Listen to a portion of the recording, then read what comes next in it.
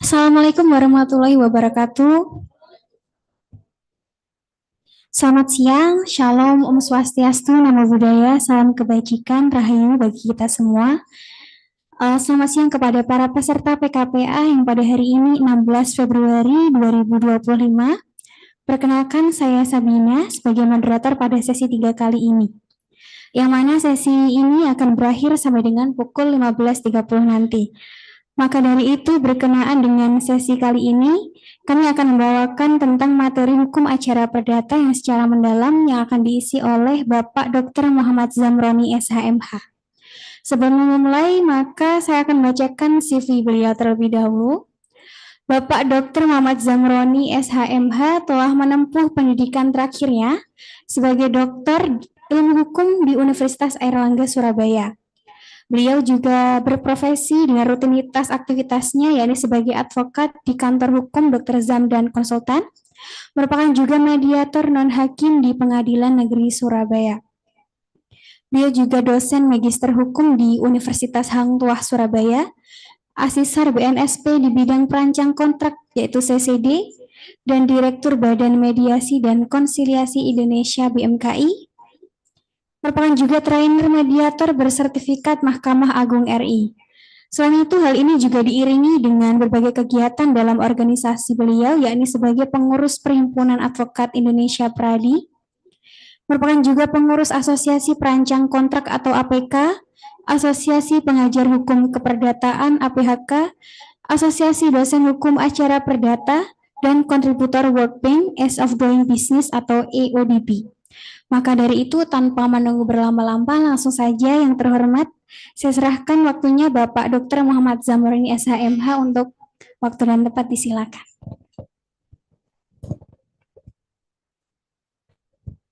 Baik, terima kasih. Assalamualaikum warahmatullahi wabarakatuh. Selamat siang, salam sejahtera bagi kita semua. Saudara-saudara sekalian, ini jam-jam paling rawan. Habis makan, istirahat, ngantuk. Saya kena jam segini, ya ampun. Saya sendiri yang ngantuk. Habis makan. Tapi mudah-mudahan teman-teman ngantuk. Karena materi yang akan kami pelajari bersama. Suaranya tidak bisa hilang. Tidak apa-apa. Oke, materi yang akan kita pelajari bersama ini kaitannya dengan ujian itu sangat krusial. Karena membuat surat kuasa dan gugatan itu nilainya 70%. Jadi kalau Anda tidak bisa membuat surat kuasa dan surat gugatan, bisa dijamin tidak lulus. Tapi kalau bisa membuat surat kuasa dan gugatan, dijamin lulus. Kuncinya di situ, ujian advokat. Nah, kita akan mempelajari bagaimana cara membuat surat kuasa dan surat gugatan. Versi Pradi, artinya versi yang benar. Karena hampir semua orang kan bisa bikin surat kuasa. Tapi yang ngawur, banyak yang ngawur. Surat kuasa semua lulusan S1 pasti bisa membuat kuasa. Bahkan orang tidak pernah kuliah hukum itu ya bisa bikin surat kuasa. Tapi ya apa adanya, ya kan? Format-format yang dipakai, misalnya surat kuasa untuk mengambil STNK atau ngurus STNK, itu kan ada formatnya. Kalau Anda pernah minta tolong orang ngambil BPKB atau ngambil sertifikat, itu kan pasti ada format surat kuasa. Tapi itu yang nggak benar. Nah, kita akan bikin, Pak, minta tolong ini cara matinya gimana? Iya. Kok nggak nyaman? Ada yang ini sudah yang iya, ini yang sudah. Ini tidak efek. Ini Zoom. Stop saya. Ini.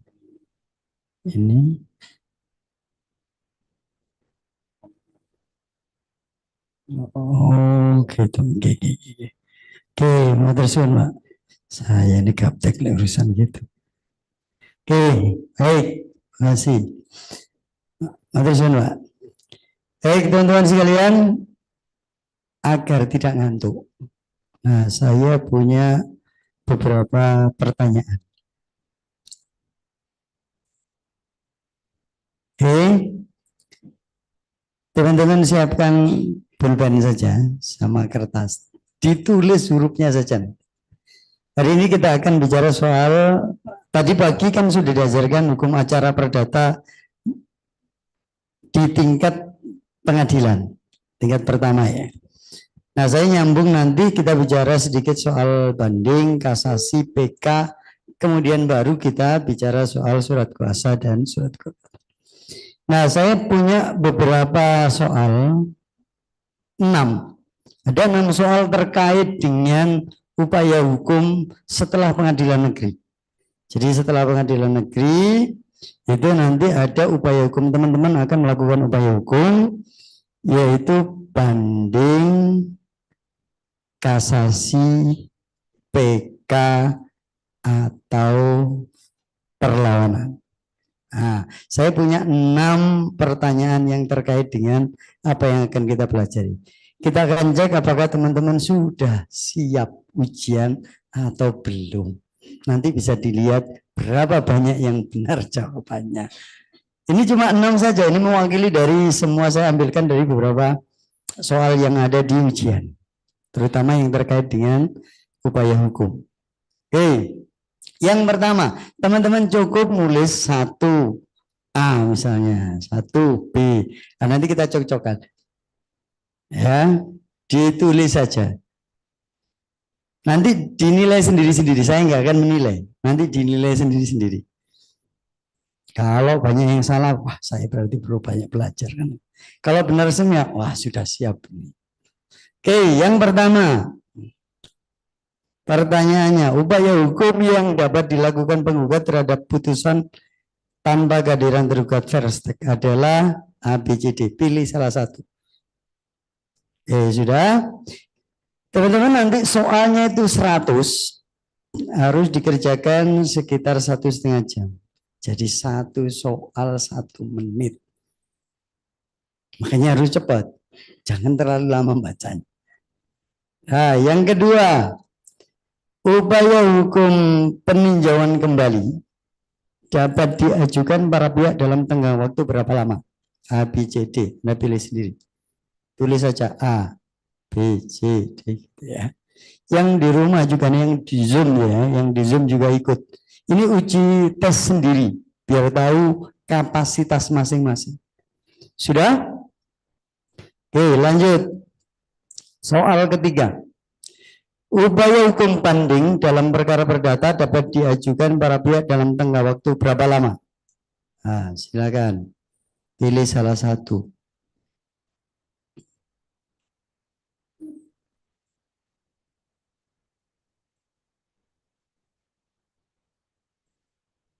Ini soal mudah karena teman-teman sudah dapat di Fakultas Hukum pasti. Tetapi ini harus dibiasakan nempel di otak. Karena seringkali itu banyak yang keliru, ngajukan kebablasan. Itu bisa dilaporkan karena dianggap melalaikan kewajibannya. Diajukan ketika waktunya sudah habis. Banyak itu lawyer. Karena ketidaktahuan saja. Oke, lanjut. Pertanyaan keempat. Pernyataan di bawah ini adalah benar kecuali, jadi Anda harus memilih mana yang berarti yang milih yang benar apa yang tidak benar? Yang tidak benar. Jadi perhatikan pertanyaannya ya. Pernyataan di bawah ini benar kecuali, berarti Anda milih yang salah. Nah, silakan.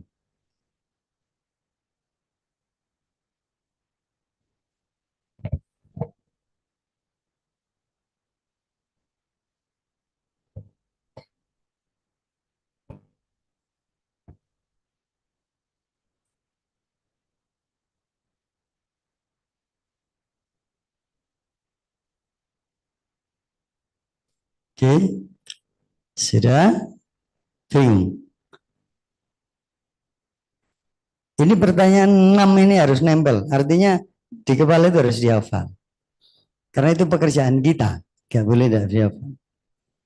Waktu apa saja yang diperlukan itu kita sudah harus tahu. Karena biasanya klien itu nanya, Pak ini kapan bisa diajukan? Oh sekian hari gitu. Makanya harus nempel. Jangan sampai buka-buka dulu. Buka Google atau AI. Berapa lama ini? Kelamaan. Dianggap gak profesional. Kalau mau banding itu apa saja Pak berkas yang diperlukan? Sudah harus hafal. Anda jawabnya harus hafal. Kalau enggak nanti ketawain. Oke ya, lanjut. Pertanyaan kelima. Upaya hukum kasasi dalam perkara perdata dapat diajukan para pihak dalam tenggang waktu berapa lama? Silakan. Upaya hukum kasasi. Ini juga harus hafal. Teman-teman waktunya itu harus hafal ya. Banding berapa lama, kasasi berapa lama, perdata berapa lama, pidana berapa lama, tata usaha negara berapa lama, pengadilan agama berapa lama, MK itu harus hafal semua. Bayangkan. Harus hafal, enggak boleh enggak hafal. Salah, ya salah semua. Karena waktunya enggak sama, beda-beda. Sehingga teman-teman harus hafal di luar kepala. Waktu-waktu itu harus hafal di luar kepala. Enggak boleh enggak. Karena kalau ditanyai ya langsung bisa jawab. Kalau klien tanya, Pak ini nanti diajukan kasasi berapa lama? Harus langsung bisa jawab. Jangan lihat Google dulu. Ketahuan nanti. Makanya harus dihafal. Sudah? Oke, pertanyaan terakhir. Alasan yang dapat digunakan sebagai dasar pengajuan kasasi adalah sebagai berikut. Kecuali, berarti yang dipilih yang apa? Yang salah. Anda pilih yang salah.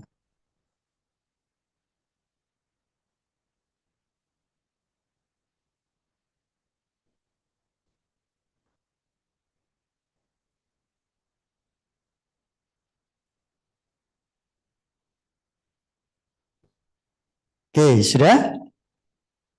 Sudah semua? Oke. Sekarang kita akan coba dites diri sendiri. Berapa yang benar, berapa yang salah.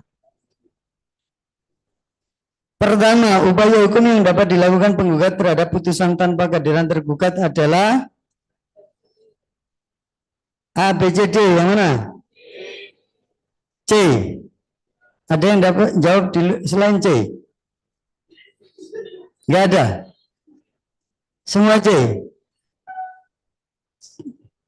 Jawaban yang benar adalah A. Oh, ya kan? Sudah satu salah. Hampir semua ini salah semua.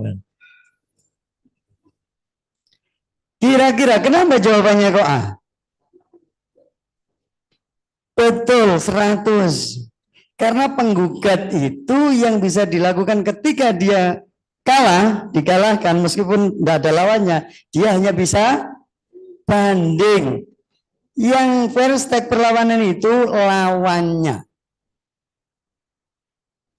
Tergugatnya yang tidak hadir itu bisa fair set. Oh ya toh? Oke, 1. Nah, ini tidak apa-apa. Ini kan belajar ya. Oke. Pertanyaan kedua. Upaya hukum PK dapat diajukan para pihak dalam tengah waktu berapa lama? A, B, C, D. Jawabannya itu saja salah, tidak apa-apa.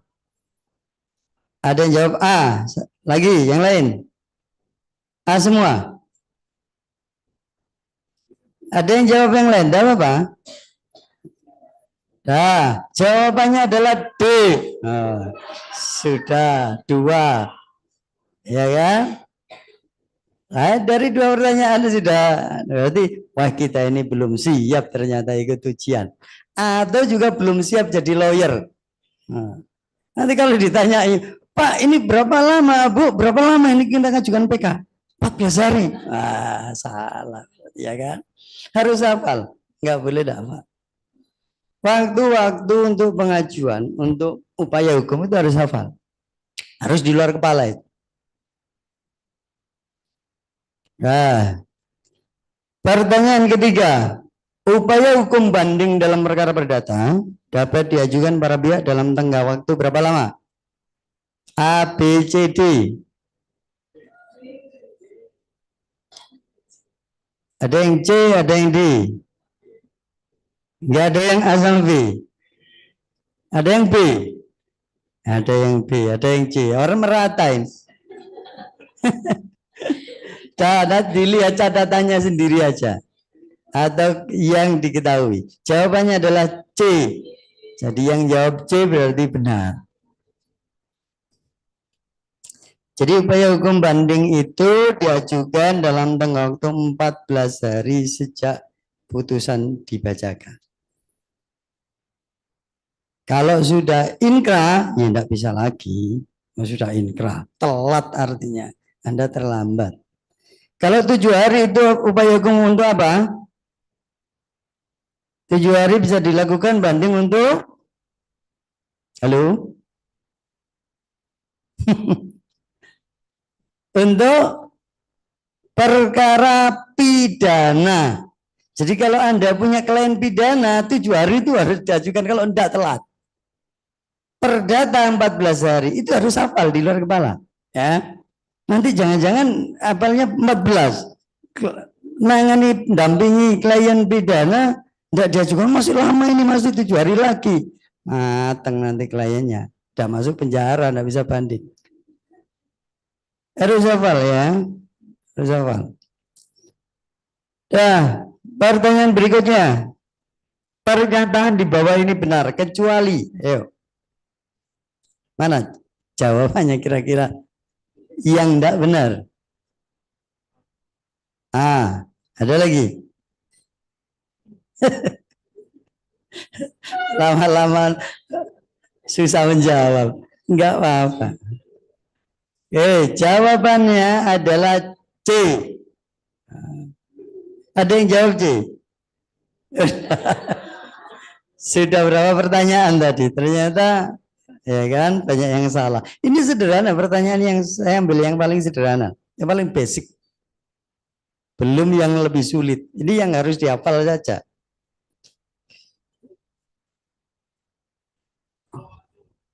Ya?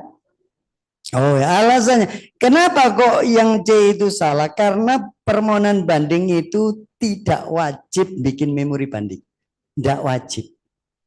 Yang wajib itu kasasi sama PK. Itu harus ada memori kasasi, memori PK. Nanti saya jelaskan setelah ini. Banding itu Anda nggak bikin memori juga tidak masalah. Karena tidak wajib. Jadi banding saja sudah dibiarkan. Nggak masalah. Karena apa? Sebenarnya banding itu tidak melihat memori kita. Yang dilihat majelis hakim banding adalah berkas dari pengadilan negeri itu. 100% dia melihat dari situ. Makanya disebut yuris. Oke. Kemudian berikutnya. Pertanyaan terakhir ini seperti belum ya. Nah, pertanyaan kelima ini berarti upaya hukum kasasi dapat diajukan dalam tengah waktu berapa lama? Ada lagi? D. Oke. Jawaban yang benar D. Jadi 14 hari sejak putusan dibacakan atau 14 hari sejak relas pemberitahuan diterima. Kalau Anda hadir, dibacakan. Kalau tidak hadir, sejak diterima. Ya. Nanti, tapi akan saya jelaskan nantinya. Oke, pertanyaan terakhir. Alasan yang dapat digunakan sebagai dasar pengajuan kasasi, kecuali berarti yang bukan termasuk alasan kasasi. Apa yang tidak termasuk alasan? A. Semua jawab A. Jawaban yang benar adalah C. Kenapa C? Ada yang tahu? Kenapa kok C? Novum itu untuk PK. Kasasi nggak pakai novum. Nah, yang benar semua angkat tangan. Yang benar 4, benar 3, benar 2. Ada yang benar 1 atau enggak benar sama sekali. Artinya teman-teman mungkin belum siap. Belum siap jadi lawyer malah. Boleh, silakan. Belum siap ujian juga belum siap jadi lawyer. Karena nanti kalau Anda jadi lawyer, nggak bisa lagi Anda mengandalkan Google. Klien itu langsung tanya gitu, tanya, Pak ini berapa lama gitu. Anda buka Google, pasti dianggap nggak profesional. Kadang telepon, Pak ini waktunya masih berapa lama? Anda pakai telepon, tapi mau buka Google, bingung. Ya kan, makanya harus hafal. Prinsip-prinsip ini prinsip dasar ya, misalnya soal jangka waktu, soal apa saja yang bisa digunakan sebagai alasan untuk banding kasasi itu harus. Oke, baik. Sekarang kita akan bahas soal upaya hukum banding. Nah, teman-teman perhatikan ya, saya akan membahas secara singkat-singkat saja. Nanti kalau ada pertanyaan yang kurang paham, ya langsung angkat tangan saja. Yang di Zoom mungkin bisa raise hand. Nah, prosedur banding sekarang, ini juga harus hafal teman-teman ya. Dihafal. Makanya kalau saya jelaskan, jangan didengar kalimat-kalimat saya. Tangkap intinya saja. Ya. Permohonan banding itu diajukan ke bagian kepaniteraan muda pengadilan negeri. Artinya Anda kalau pengadilan negeri cari kepaniteraan muda. Nanti biasanya di depan itu ada upaya hukum banding, gitu.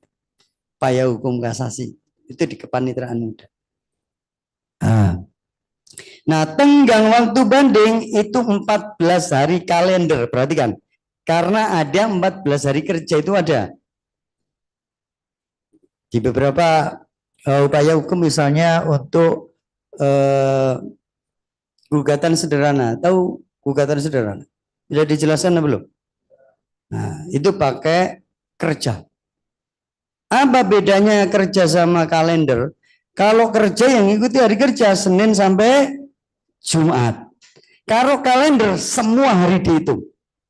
Nggak peduli libur, minggu, tanggal merah, nggak peduli. Dihitung semua. Itu kalender.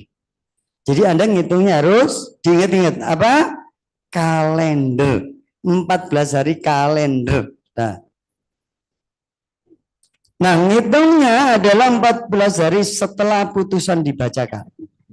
Itu kalau kita datang pada saat putusan. Jadi hari ini Anda datang ke pengadilan, diputus oleh hakim, ngitungnya mulai besok. Berarti mulai hari Senin sampai 14 berikutnya. Dihitung semua, enggak peduli hari Minggu. Ya. Atau kalau tidak hadir pada saat putusan, berarti ngitungnya adalah 14 hari setelah menerima relas pemberitahuan. Jadi kalau kita tidak hadir pada saat putusan, kita nanti akan direlas, dikasih tahu, dikasih surat pemberitahuan dari pengadilan. Perkaramu sudah diputus tanggal sekian. Nah, ketika Anda tanda tangan, misalnya Anda menerima pemberitahuan hari ini, Anda tanda tangani, maka dihitung mulai Senin besok dari pemberitahuan itu. Tidak lagi dari putusan. Bisa diperhatikan? Bisa dipahami ya? Halo? Oke. Jadi 14 hari sejak menerima pemberitahuan. Kalau Anda tanda tangan. Apabila hari ke-14 itu jatuh pada hari libur, maka diperpanjang pada hari kerja berikutnya. Contohnya begini, Di hari ke-14 ternyata hari Sabtu. Maka Anda bisa mengajukan hari apa? Senin. Kalau jatuh hari Minggu, Anda bisa mengajukan kapan? Senin sama. Kalau pas terakhir ke-14 itu hari raya, liburnya kan ramai. Hari raya, Anda kapan masuk? Masuk pengadilan pertama kali. Kapan pengadilan masuk? Boleh. Jadi ngitungnya adalah pada hari kerja berikutnya. Nggak peduli 1 hari, 2 hari, atau 1 minggu.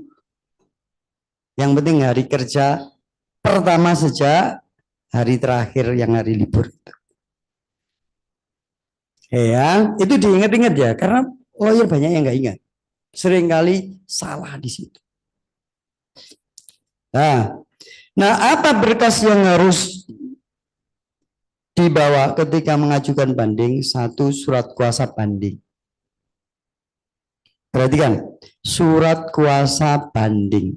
Kalau pada surat kuasa Anda di pengadilan negeri sudah menyebutkan untuk banding, maka Anda tidak perlu lagi surat kuasa. Karena sudah ada surat kuasa banding yang termasuk. Tapi kalau surat kuasanya tidak menyebutkan, bisa digunakan untuk banding kasasi misalnya. Karena klien itu tidak semua mau. Kadang surat kuasa, saya tidak mau pakai sampai pengadilan negeri saja. Siapa tahu nanti dia mau mengubah lawyernya. Jadi tidak semua klien itu mau memasukkan pakai banding kasasi, tidak semua mau. Nah, kalau sudah ada banding, Anda tidak perlu bikin kuasa baru. Tapi kalau tidak ada, Anda dapat kuasa baru, maka Anda harus bikin surat kuasa banding. Oke ya. Dan juga rilas pemberitaan putusan kalau Anda tidak datang pada saat putusan. Setelah Anda datang ke bagian pemberitaan perdata di hari 14 hari itu, bawa surat kuasa banding dan relas kalau Anda datang. Kemudian Anda nanti akan dapat skum. Ya, skum itu surat untuk membayar. Nah, setelah Anda membayar, kemudian nanti Anda diminta menandatangani akta pernyataan banding. Nah, ketika Anda sudah pegang akta pernyataan banding, itu artinya Anda sudah sah mengajukan banding. Wes nggak terlambat. Ya, sampai Anda pegang akta pernyataan banding itulah Anda sudah dianggap mengajukan upaya hukum banding. Nah, mengajukan memori banding itu tidak wajib. Nah, seperti tadi saya singgung, kita singgung soalnya. Tidak wajib, tetapi bisa diajukan. Kapan mengajukannya? Tenggang waktunya 14 hari setelah banding. Jadi kalau hari ini Anda banding, misalnya ya, hari Minggu, sekarang Minggu ya. Minggu ini banding misalnya. Maka Anda punya waktu 14 hari ke depan untuk mengajukan memori banding.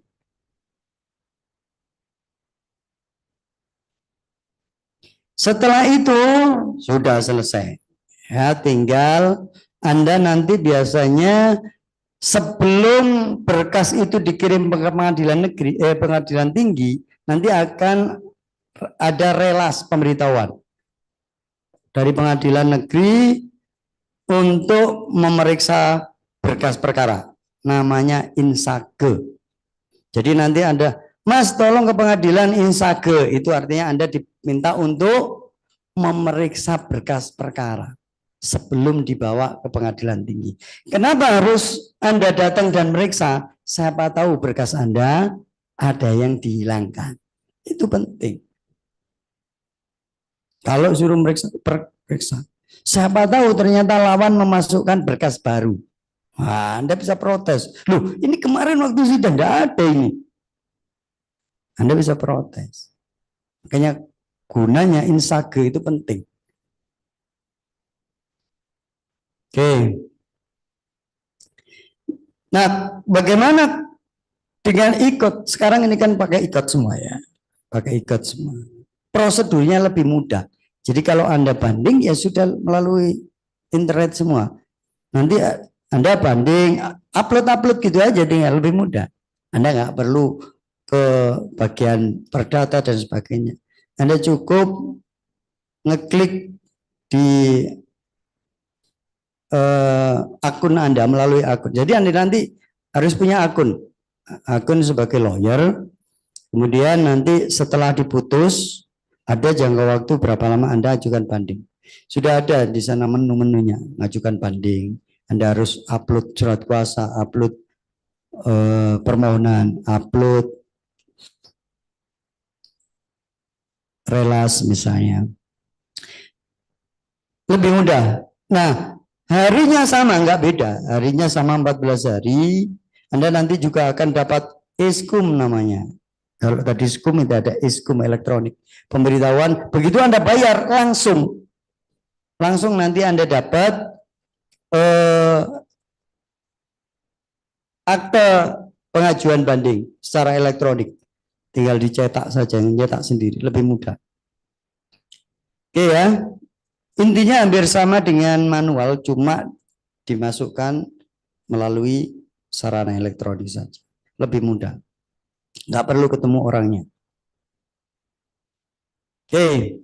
Nah, seperti ini ya. Kelihatan enggak ya? Jadi nanti ada menu pendaftaran upaya hukum banding online. Ini akun saya. Anda nanti akan punya akun seperti ini. Anda ngajukan banding, nanti ada tahapan-tahapan ya. Itu mulai pertama Anda pendaftaran, setelah itu Anda harus mendaftarkan kuasa. Tapi kalau sudah kuasanya sudah nyambung, Anda perlu. Kemudian mengisi data para pihak, pembandingnya siapa, terbandingnya siapa. Nanti setelah itu Anda dapat iskum, perintah membayar, nanti keluar langsung. Anda harus bayar sekian ke bank ini. Tiap-tiap pengadilan beda-beda nanti tempat pembayarannya. Kemudian setelah membayar, nanti Anda akan mendapatkan akta pengajuan banding secara online. Oke. Nah, sekarang kalau misalnya Anda membuat memori banding atau kontra memori banding, itu apa saja sih isinya kan itu? Jadi kalau kita membuat, meskipun tidak wajib ya, saya menyarankan Anda membuat. Meskipun tidak wajib. Karena apa? Di pengadilan tinggi itu Anda tidak kerja. Kerjanya itu apa? Yang bikin memori itu saja. Tidak ada pekerjaan lain. Pengadilan tinggi itu pengacara itu tidak ngapa-ngapain tapi dibayar. Beda sama pengadilan negeri, Anda sidang. Ikut sidang, hari ini ngantri. Berkali-kali kadang nggak jadi, batal, ditunda minggu depan. Ya kerja beneran lah kalau pengadilan negeri. Tapi begitu masuk pengadilan tinggi nggak ada kerjanya, nganggur itu. Cuma ngajukan, setelah itu tidur sudah, nunggu putusan, nggak ada kerjaan. Makanya karena kita digaji, kita dibayar oleh klien, ya kita harus sedikit banyak effort kerja bikin memori banding meskipun tidak wajib, biar kelihatan kerjanya, biar enggak kayak apa orang dibayar enggak kerja, itu apa istilahnya, makabutnya. Nah itu enggak, biar enggak seperti itu ya. Nanti klien ya seneng, ini sudah saya bikinkan memori bandingnya. Saya biasanya kalau banding itu klien saya minta datang, saya ajak diskusi, mau serius gitu. Terus Pak ini kita banding, nanti kita begini. Oh iya Pak, iya Pak. Kan seneng itu klien. Ya kan? Oke. Nah di dalam proses banding itu semua proses persidangan itu dilakukan oleh majelis hakim sendiri. Para pihak tidak ikut-ikut. Makanya nganggur, pengacara ini nganggur. Ya ikut-ikut. Majelis hakim pengadilan tinggi itu sidang sendiri, meriksa sendiri. Yang diperiksa adalah berkas-berkas di pengadilan negeri itu. Yang dikirim itu tadi yang kita periksa itu diperiksa lagi sama dia. Nah, mayoritas ini pengalamannya. Mayoritas biasanya hakim itu tidak baca. Karena apa? Pengadilan tinggi itu kan untuk satu Jawa Timur. Untuk banyak pengadilan kan. Males dia baca. Kayaknya biasanya putusannya sudah dibaca ala kadarnya. Akhirnya mayoritas putusannya menguatkan mayoritas. Kalau Anda ingin agar tidak begitu, kita perlu effort akhirnya. Memberikan sesuatu yang berbeda. Nah, itu teknis. Ya. Oke. Nah, bolehkah para dia mengajukan bukti tambahan? Boleh. Jadi teman-teman kalau misalnya ada bukti baru, nemu bukti baru, ya, maka Anda bisa ajukan itu ke pengadilan tinggi dalam bentuk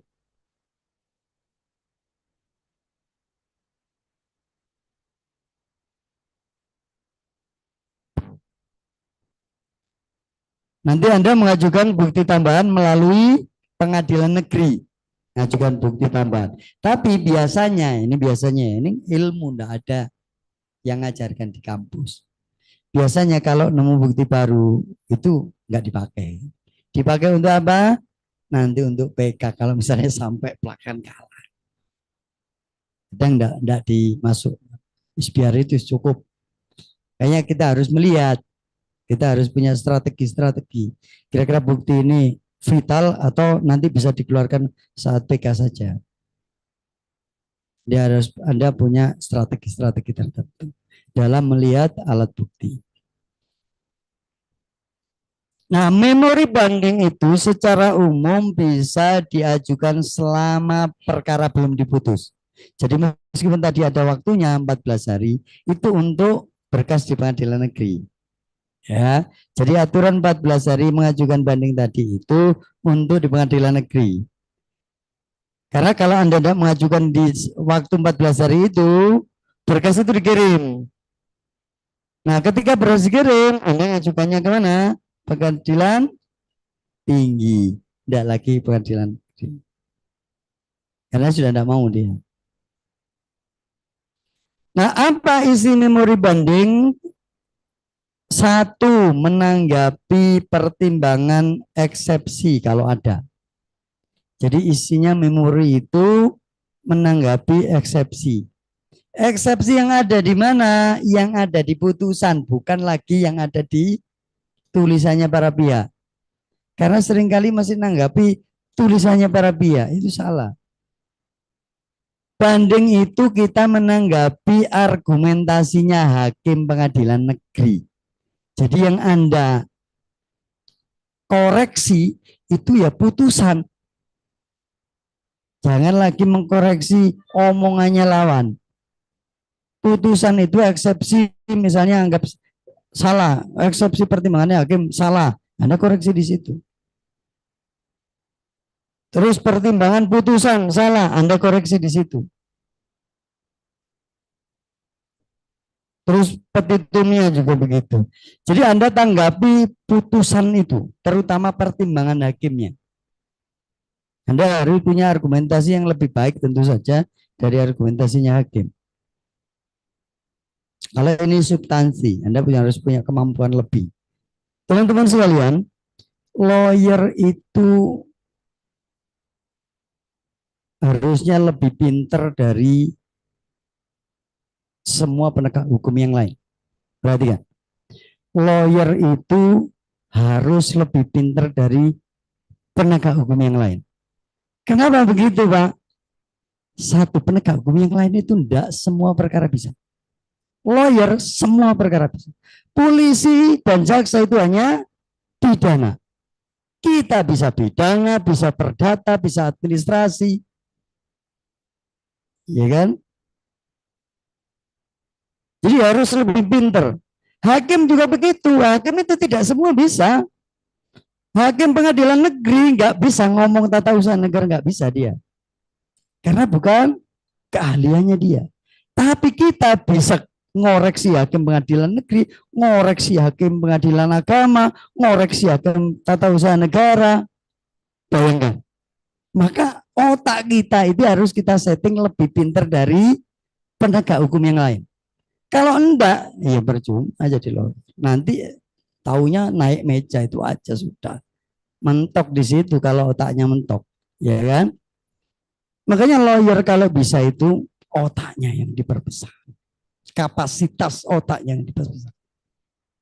Kalau punya biaya sampai doktor, sehingga kapasitas bisa nambah. Upayakan bisa kuliah sampai S3.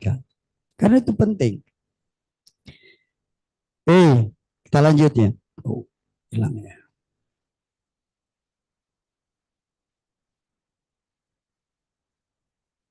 Nah, berikutnya adalah upaya hukum kasasi. Ada pertanyaan di banding? Ada ya? Kita lanjut. Sekarang kita masuk upaya hukum kasasi. Nah, prosedur kasasi pada dasarnya hampir sama. Ya, hampir sama dengan banding. Kita datang ke PTSP kalau manual. Atau bisa melakukan secara online. Tenggang waktunya juga sama, 14 hari. Jadi banding kasasi waktunya sama, 14 hari. Khusus perdata, ya diingat-ingat. Kalau pidana 7 hari. Tapi saya nggak ngomong pidana, biar teman-teman nggak campur-campur. Kita ngomong khusus perdata saja. 14 hari. Sejak kapan? Sejak kita menerima relas pemberitahuan. Karena kita kan tidak ikut di putusan. Pengadilan negeri itu, lawyer tidak pernah ikut di putusan. Jadi tidak ada jangka waktu dihitung setelah putusan, tidak ada. Karena pasti tidak hadir. Maka ngitungnya adalah setelah kita menerima pemberitahuan putusan dari pengadilan negeri. Namanya relas. Relas itu pemberitahuan, surat. Jadi kalau Anda ngomong, tapi kalau di pengadilan Anda ngomongnya relas. Bahwa relas itu berarti Anda diminta untuk menunjukkan pemberitahuan, itu namanya relas. Nah, ketentuannya sama ya, kalau 14 hari jatuh pada libur sama.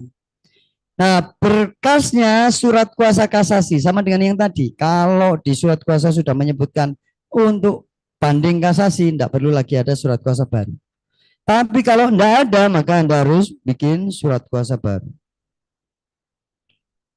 Kemudian membayar biaya kasasi. Nah, biaya kasasi itu rata-rata sekitar 500.000, sekitar itu. Ya.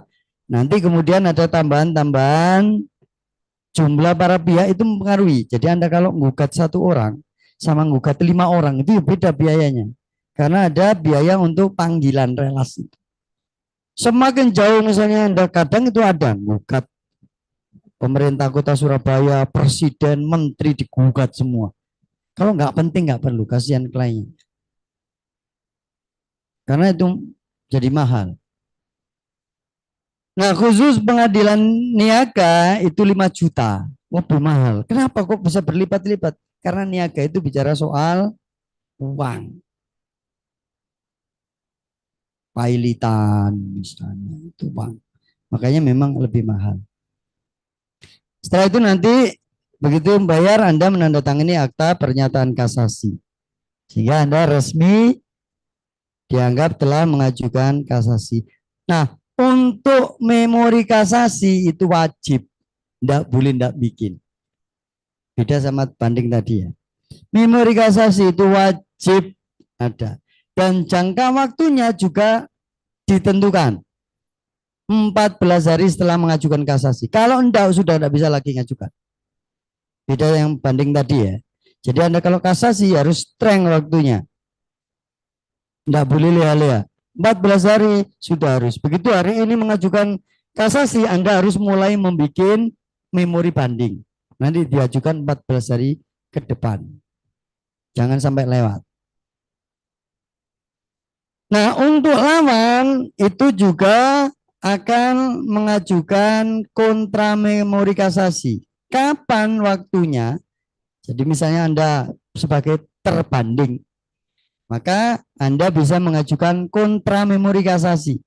Waktunya adalah 14 hari setelah menerima memori kasasi dari pembanding tadi. Begitu Anda terima, Anda harus sudah mulai mengetik.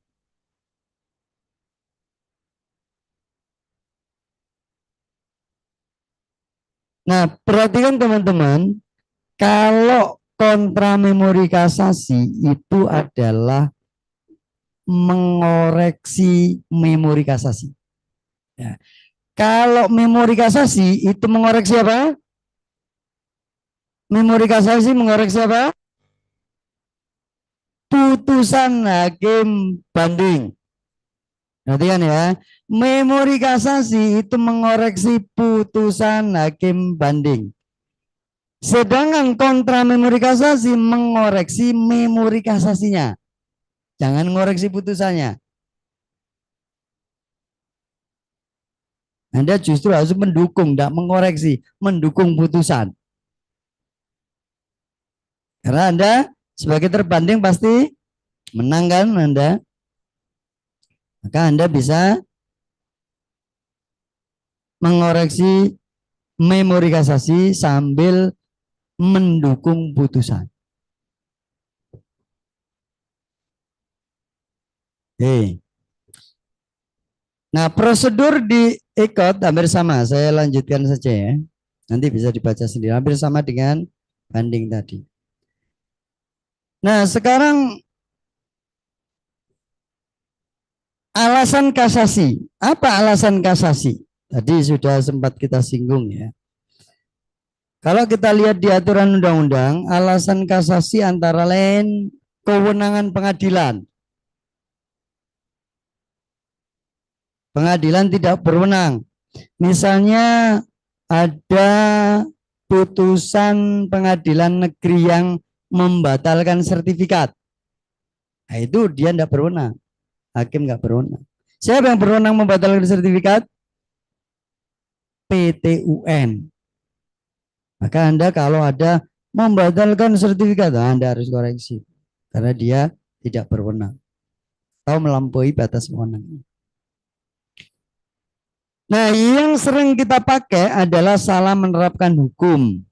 Nah, hakim salah menerapkan hukum. Salah menerapkan hukum itu maksudnya apa? Ya, hukum pembuktian, aturan-aturan substansinya itu salah. Kita koreksi. Harusnya ini bukti fotokopi tapi dipakai bukti. Nah, misalnya begitu. Keterangan saksi cuma satu tapi dipakai sebagai satu-satunya bukti, misalnya begitu. Itu soal hukum pembuktian. Kemudian soal juga substansi, misalnya harusnya ini wan prestasi, tapi dipertimbangkan sebagai perbuatan melawan hukum, misalnya. Nah, teman-teman sekalian, balik lagi ke yang tadi saya sampaikan. Lawyer itu kapasitas otaknya yang dihargai.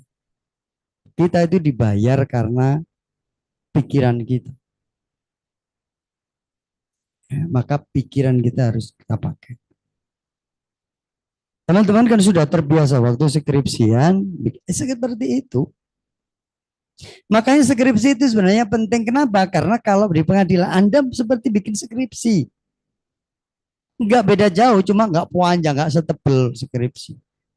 Tapi mirip-mirip skripsi. Ada sisi ilmiahnya.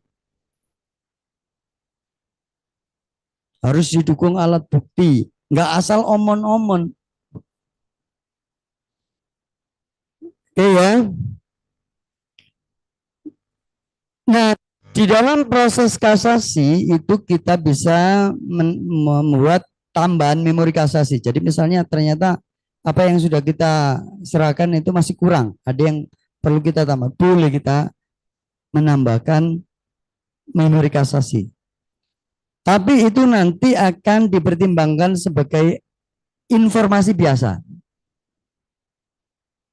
Tapi tetap penting kalau itu misalnya kaitannya dengan perkara substantif ya, Anda perlu saja, tidak masalah. Oke, sekarang kita masuk peninjauan kembali. Saya nanti sampai jam berapa? Oh, 15.30. Tinggal 1 jam. Upaya hukum PK. Nah, teman-teman perhatikan waktunya lagi ya. Karena ini nanti waktunya itu macamnya itu banyak. Beda-beda. Enggak kayak banding kasasi itu kan gampang. Kalau PK itu Anda menghafal lebih banyak. Waktunya beda-beda. Nah, tenggang waktu PK itu 180 hari kalender. Nah, ingat-ingat ya, 180.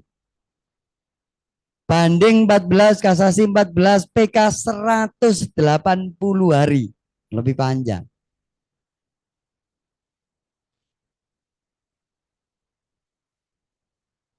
Nah, ngukurnya jangka waktu itu adalah 180 hari dari alasan yang digunakan. Nah, makanya kan beda-beda. Nah, saya masuk di alasan dulu. Perhatikan, ada 6 alasan yang digunakan. Dan waktunya beda-beda ngitungnya. Yang pertama adalah alasan adanya kebohongan atau tipu muslihat atau bukti yang dinyatakan palsu. Misalnya lawan kita ternyata menggunakan bukti palsu atau saksinya bohong. Maka ngitungnya adalah 180 hari setelah mengetahui kebohongan itu. Atau setelah mengetahui adanya putusan pidana. Ini murni pidana ya. Jadi kalau kebohongan, kemudian bukti palsu itu harus didahului oleh perkara pidana dulu. Maka ngitungnya adalah setelah ada putusan pidana yang inkrah. Misalnya Anda laporkan saksinya itu ternyata bohong. Anda laporkan saksinya. Nah, nanti ketika sudah inkrah putusan pidananya, Anda bisa ngajukan PK perdatanya tadi. Karena saksinya bohong. Atau bukti palsu. Nah, bukti palsu itu juga perkara pidana. Anda laporkan bahwa lawan menggunakan bukti yang palsu. Laporkan pidana dulu. Memang panjang ini.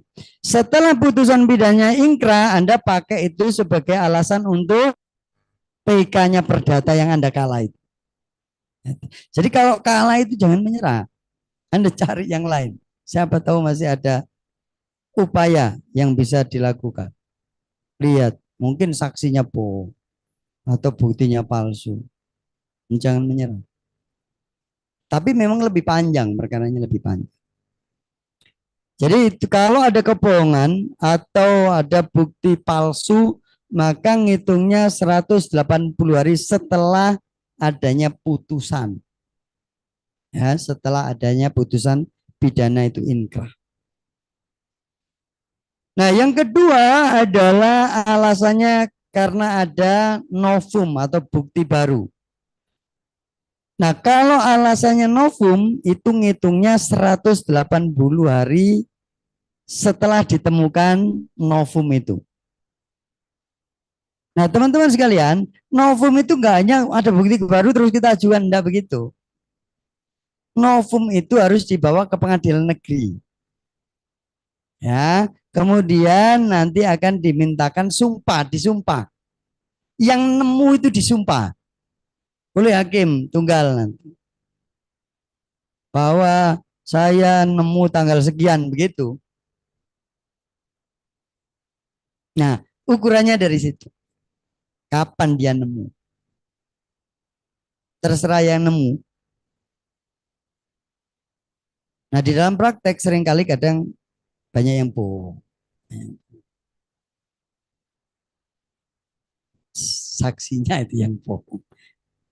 Kadang dia bikin baru terus ngomong, saya sudah nemu sejak kapan. Itu praktek, tapi tidak usah diikuti ya, praktek yang buruk.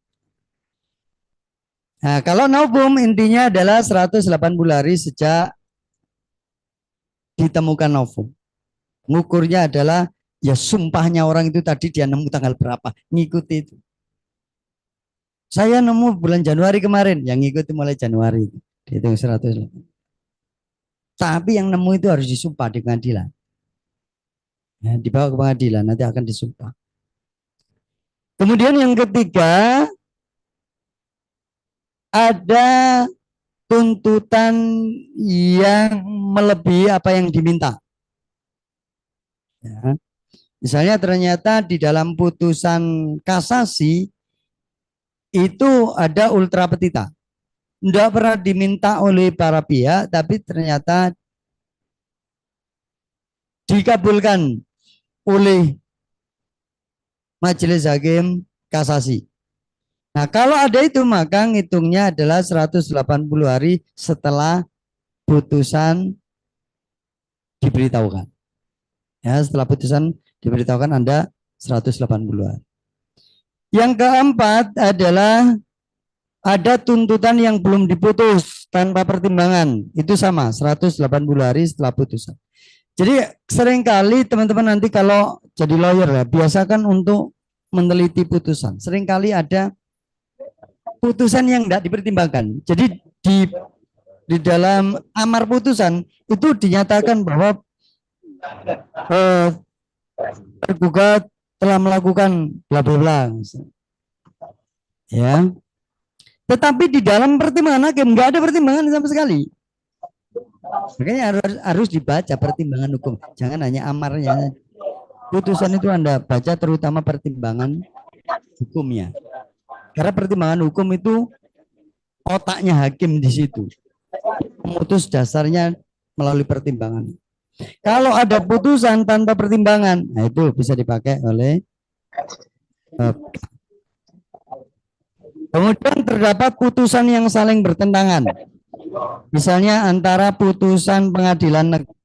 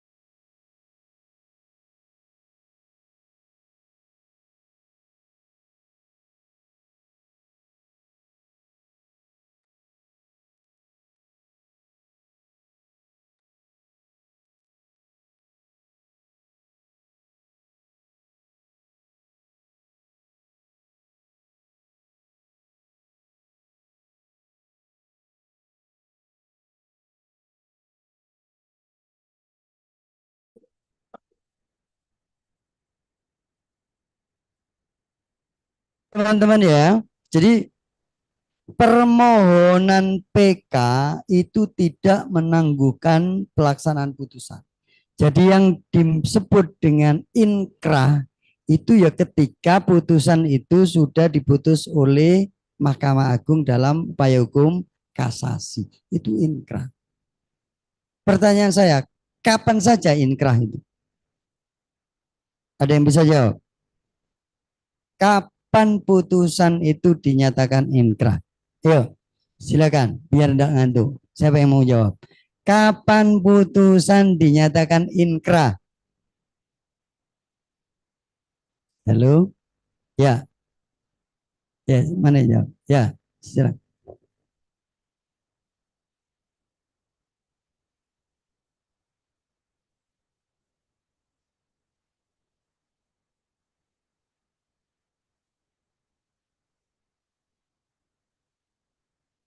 Ya, ada lagi. Ya, cukup bagus. Ada lagi? Silakan. Kapan putusan itu dinyatakan inkrah, berkekuatan hukum tetap? Ayo. Nah, ini juga harus hafal. Bisa nggak putusan pengadilan negeri inkrah? Bisa. Jadi putusan disebut inkrah ketika putusan pengadilan negeri tidak diajukan banding. Inkrah. Ketika putusan pengadilan tinggi tidak diajukan kasasi, itu ya inkrah. Ketika putusan kasasi inkrah ada tiga. Putusan pengadilan negeri tidak diajukan banding, putusan pengadilan tinggi tidak diajukan kasasi, dan putusan kasasi itu inkrah. Jadi kalau sudah putusan kasasi, harus inkrah. Putusan pengadilan negeri yang tidak diajukan banding, ya inkrah sama. Nah, ketika sudah inkrah, maka kita bisa mengajukan upaya hukum PK. Jadi pengadilan negeri ya bisa di PK kalau sudah inkrah. Putusan pengadilan tinggi ya bisa di PK kalau sudah inkrah. Tetapi permohonan PK tidak bisa menangguhkan pelaksanaan putusan. Jadi kalau sudah inkrah kemudian dieksekusi itu bisa dieksekusi. Nggak perlu, oh ini ada PK. Seringkali kan begitu, ini ada PK ini. PK enggak menangguhkan eksekusi dari putusan. Ini saya waktu mengeksekusi kantor kelurahan Surabaya, kantor kelurahan Darmo. Saya itu pernah berhadapan dengan Bu Risma waktu jadi wali kota. Karena dia menempati rumah klien saya di sebagai kelurahan Darmo yang dekat sama situ pasti tahu. Itu saya eksekusi. Ini kelurahannya. Dan ketika itu mereka juga ngomong, ini ngajukan PK. Loh, saya bilang PK itu tidak menunda eksekusi. Itu sudah ada aturannya di undang-undang. Ya tetap dieksekusi ya. Oke. Baik, ada pertanyaan di upaya hukum? Tidak ada? Nah, yang penting dihafal itu tadi, dihafal. Sekarang teman-teman kita akan mudah-mudahan cukup waktunya. Kita akan bicara tentang surat kuasa dan surat gugatan. Karena ini yang penting. Teman-teman sekalian, saya tidak akan mengulang ini karena ini pelajaran kuliah sebenarnya. Dasar hukum dan sebagainya. Nanti teman-teman bisa baca sendiri ya. Yang harus diketahui adalah soal berakhirnya kuasa. Tadi sudah dijelaskan atau belum? Sudah ya. Oke. Nah, kita akan masuk langsung di surat kuasa khusus ya. Teman-teman sekalian, untuk memahami surat kuasa khusus ya, yang paling penting dari surat kuasa khusus itu adalah 4 hal. Disebut khusus karena ada 4 hal. Satu, subjeknya. Subjek itu berarti penggugat, tergugat. Itu harus jelas. Yang kedua objeknya, objek itu juga harus jelas. Teman-teman mungkin nanti harus bisa membedakan objek. Objek itu misalnya kalau sengketa jual beli tanah, ya, objeknya itu apa? Kalau jual beli tanah objeknya apa? Halo? Objeknya apa? Kalau terjadi sengketa, misalnya ada si A dan si B melakukan jual beli, si A sebagai pembeli sudah membayar, ternyata si B tidak menyerahkan. Perkara apa itu? Nah, objeknya saja. Objeknya berarti apa? Objeknya apa? Nah, ini penting. Ini, ayo, kalau ada jual beli tanah, sudah pembelinya sudah nyerahkan uang, penjualnya tidak menyerahkan tanahnya, masih ditempati, itu subjeknya pasti penjual dan pembelian. Nah, objeknya sekarang apa objeknya? Ayo, objeknya apa? Objek yang diperkarakan apa? AJB-nya, bukan tanahnya. Tanah itu objek jual beli, bukan objek sengketa. Tanah, jadi Anda harus bisa membedakan objek ya. Tanah itu objek jual beli. Objeknya sengketa apa? Perjanjiannya itu, jual belinya itu. Jadi Anda jangan mempermasalahkan tanahnya. Yang bermasalahkan adalah perjanjiannya itu, karena si B melanggar perjanjian atau wan prestasi. Jadi Anda harus bisa membedakan objek. Ya. Jadi tidak selalu itu tanah, enggak selalu begitu. Kalau jual beli tanah berarti objeknya itu jual belinya itu objeknya. Maka kita dalilkan wan prestasi. Kalau Anda objeknya tanah, enggak boleh wan prestasi apa? PM. Tapi kan enggak nyambung nanti. Uang itu dari AJB kan, bisa dipahami. Ini kelihatan kan sepele, tapi teman-teman harus mulai memahami itu. Tapi saya tidak akan membahas itu, karena itu substansi. Kita bicara soal hukum acara saja. Tapi teman-teman harus bisa membedakan. Jadi kalau dalam kasus itu, objeknya itu adalah perjanjiannya itu, akta jual belinya. Sedangkan tanah itu objek jual belinya, bukan objek perkaranya. Jadi ada objek jual beli, ada objek perkara. Ya, itu beda-beda. Ya, tapi itu mesti belajar lagi. Nanti kalau mau bisa download buku saya. Ya, buku saya tentang kewenangan hakim dalam menafsirkan sengketa kontrak. Itu ada di internet banyak. Nanti cari penafsiran hakim dalam sengketa kontrak. Dr. M. Zamroni, pasti muncul. Tinggal di download aja. Itu banyak perkara-perkara tentang kontrak. Perkara yang objeknya itu perjanjian. Sehingga teman-teman bisa belajar objeknya itu mana sih. Biar tidak salah, karena ada seringkali lawyer itu salah. Objek salah ya nanti gugatannya salah. Oke, yang ketiga adalah perkaranya. Nah, kalau kita sudah tahu objeknya, kita bisa menentukan perkaranya, kan gitu.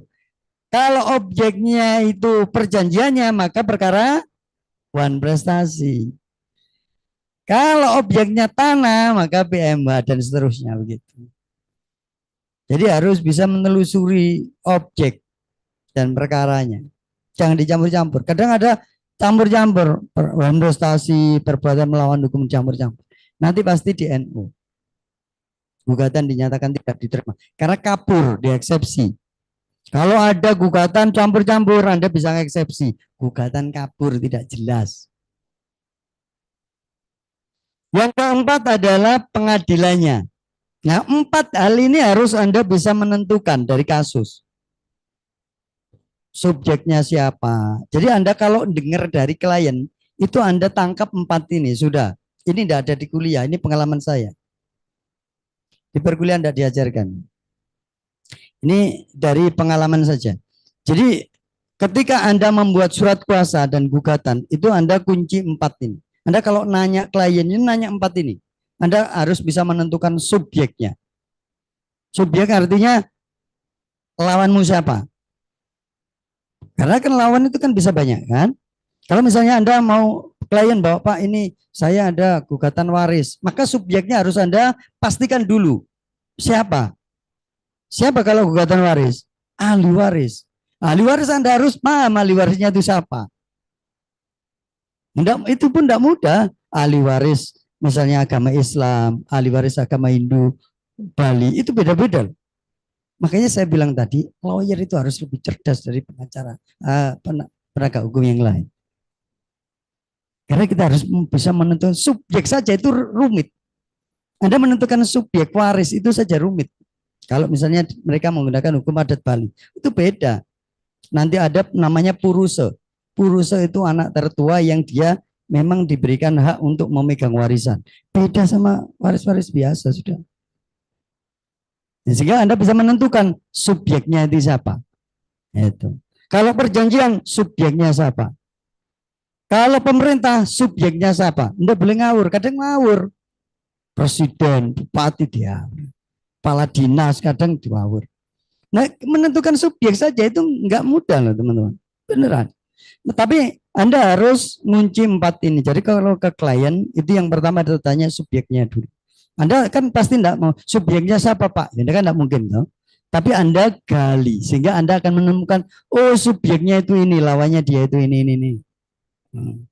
Yang kedua objeknya. Ini juga Anda harus tanya sehingga Anda paham oh objeknya. Anda harus memastikan objeknya. Kalau tanah itu tanahnya siapa? Kalau sertifikat atas nama, misalnya yang datang anaknya, tapi sertifikat masih nama bapaknya misalnya. Anda harus bisa menentukan, oh bapak ini tidak berwenang. Bukan subjek, yang berwenang bapak. Oh bapak sudah meninggal, oh berarti ahli waris, tidak hanya bapak. Nah, kan gitu. Jadi harus sudah di kepala ini nyambung, sudah. Itu. Objek begitu. Ya, oh kalau itu waris berarti itu objek waris. Kalau dari perjanjian, objek perjanjian. Yang ketiga kemudian perkara. Nah ini mungkin lebih mudah. Kalau perkara itu didahului dari perjanjian maka masuk wan prestasi. Kalau tidak ada perjanjian sama sekali masuk PMH. Lebih mudah. Kalau kaitannya dengan rebutan warisan berarti ya harta waris. Cerai dan sebagainya, harta gonogini dan sebagainya. Nah, harus bisa menentukan mana yang masuk harta gonogini, mana yang tidak, mana harta bawaan, apakah ada perjanjian kawin dan sebagainya. Itu nanti di otak kita itu begitu ada klien, itu sudah muter, gitu. Terbiasa. Nanti Anda harus membiasakan hal itu. Ya, perkara. Kemudian yang keempat pengadilan. Nah, pengadilan itu juga begitu kaitannya dengan kompetensi. Mana ini yang berwenang? Pak, saya mau ini sertifikatnya dibatalkan. Oh, ini berarti PT UN. Pak, ini saya rebutan tanah ini. Oh, ini pengadilan negeri. Pak, saya mau mempilotkan itu orang tidak bayar-bayar. Oh, itu pengadilan niaga. Nah, itu Anda harus tahu. Sudah di otak ini sudah ada gitu. Otak kita itu harus seperti prosesor Google. Jangan lama-lama nyarinya. Kalau ngomong sama klien itu bisa jawab cepat, seneng klien. Jadi harus memahami 4 subjek, objek, perkara, pengadilan. Karena ini nanti akan masuk di surat kuasa. Nah, jadi sebelum bikin surat kuasa, Anda harus menemukan 4 ini dulu. Nanti kalau ujian, halo, saya ulang lagi. Nanti kalau ujian, begitu Anda baca soal, Anda cari 4 ini saja untuk mempercepat. Jadi jangan dibaca bingungi sendiri. Anda kunci di 4 ini. Anda temukan 4 ini. Subjeknya ini siapa? Penggugat, tergugat siapa? Objeknya apa ini? Apakah perjanjian, apa tanah, atau perceraian, atau apa? Kemudian perkaranya ini perkara apa? Wan prestasi, PMH, atau apa? Baru keempat pengadilan. Mana ini pengadilan yang berwenang? Apakah Surabaya, Bandung? Nah ini ikuti. 4 ini ketemu, Anda tinggal bikin surat kuasa. Enggak bolak-balik, biasanya terus bolak-balik soal dipolak-balik tok. Sampai selesai ujian baru bingung sendiri. Makanya ada kunci 4 ini. Perhatikan ya. Ini sampai praktek juga nanti perhatikan. 4 hal ini perhatikan. Ini tidak ada di mana-mana diajarkan. Oke. Nah, untuk surat kuasa itu ada 19 komponen atau unsur yang harus ada. Versi pradi. Halo, saya ulang. Versi ujian pradi. Tetapi nanti kalau praktek, ya tidak harus 19 ada. Tidak harus. Ada poin-poin yang mungkin bisa tidak ada, tidak masalah. Tapi sebisa mungkin 19 ini ada. Karena ini yang paling benar, yang paling baik. Jadi kalau Anda nanti bikin surat kuasa waktu ujian, 19 harus ada. Satu aja tidak ada, nilainya berkurang. Itu, makanya harus dihafal. Ya. Yang pertama adalah judul. Judul surat kuasa khusus bagian atas. Ingat-ingat. Satu judul. Yang kedua kemudian identitas pemberi kuasa. Biasanya disesuaikan dengan KTP. Ya. Nah, untuk lebih mudah karena ini waktunya saya tinggal setengah jam ini ya. Kita langsung di gambar aja ya. Nah, perhatikan surat kuasa khusus, teman-teman. Jadi nanti Anda bikinnya seperti ini. Ya, formatnya seperti ini. Ini format ujian. Tapi nanti kalau praktek Anda pakai ini ya bagus. Tapi enggak pakai seperti ini enggak apa-apa, asal beberapa unsur tetap ada. Yang vital adalah unsur pertama ini harus ada, surat kuasa khusus. Kemudian yang kedua identitas. Nah, identitas itu biasanya pengadilan minta selengkap ini. Nama, tempat lahir, umur, jenis kelamin, agama, warga negara, alamat pekerjaan, status perkawinan, pendidikan. Ini permintaannya pengadilan negeri. Karena format yang dibuat oleh Mahkamah Agung begitu. Oke, perhatikan sekarang kalau itu pemberi kuasanya bukan pribadi. Kalau pribadi, maka pekerjaannya misalnya tinggal swasta gitu ya, misalnya. Atau PNS misalnya. Di bawah pendidikan itu langsung ditulis selanjutnya disebut sebagai pemberi kuasa. Kalau pribadi. Perhatikan ya. Bagaimana kalau bukan pribadi, artinya mewakili badan hukum, direktur PT tentu saja ya. Misalnya yayasan, klien Anda misalnya yayasan atau perusahaan PT atau bank, maka Anda harus menggunakan format seperti ini. Siapa tahu nanti soalnya ternyata tidak pribadi. Nah, kalau badan hukum, maka pekerjaannya ditulis sesuai dengan jabatannya. Apakah dia direktur atau dia ketua yayasan misalnya. Karena yang berwenang itu. Ya, kalau yayasan itu ketua yayasan. Kalau perseroan itu direkturnya. Atau bisa saja direktur utama. Nanti biasanya di soal ada sebagai direktur PT. Nah, itu berarti dia yang berwenang. Nah, di bawah pendidikan itu harus menyebutkan beberapa hal. Kalau badan hukum ya. Satu, nama badan hukumnya. Dua, kedudukan hukumnya. Ini harus hafal ya. Satu, nama badan hukumnya. Dua, kedudukan hukumnya. Ketiga, akta pendiriannya. Keempat, pengesahannya. Sudah ya. Jadi ada berapa? 4. Nah, makanya menghafalkannya itu jangan menghafalkan teks atau kalimat saya. Menghafalkan poinnya saja. Jadi diingat-ingat. Ada 4 hal. 1, nama badan hukum. 2, kedudukannya, alamat. 3, pendiriannya, akta pendirian. Keempat, pengesahannya.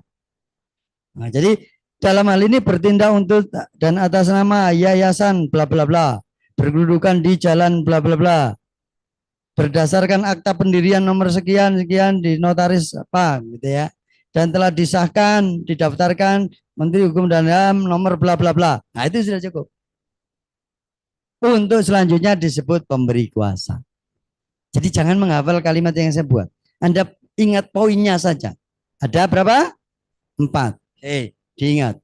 Nanti sampai praktek juga begitu. Jadi nggak usah lihat-lihat.